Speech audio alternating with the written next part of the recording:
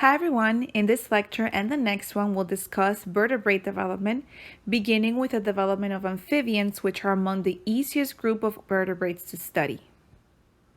Amphibians are very popular in developmental biology, and one of the reasons for this is that their eggs are very large. Part A of this figure shows the early cleavage stages of amphibian development. However, the unfertilized eggs are about the same size as these, since cleavage divides the volume of the egg into smaller and smaller cells. In fact, amphibian eggs are so large that they can be observed with the naked eye. And that's really remarkable when you think about the fact that we're talking about an individual cell.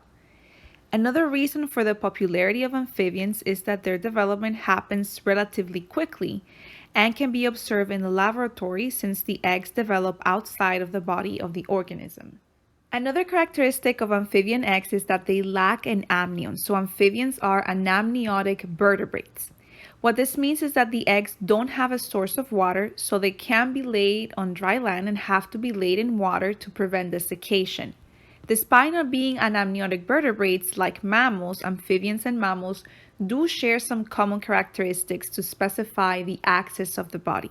But before we look at those mechanisms, let's take a really quick look at the development of amphibians.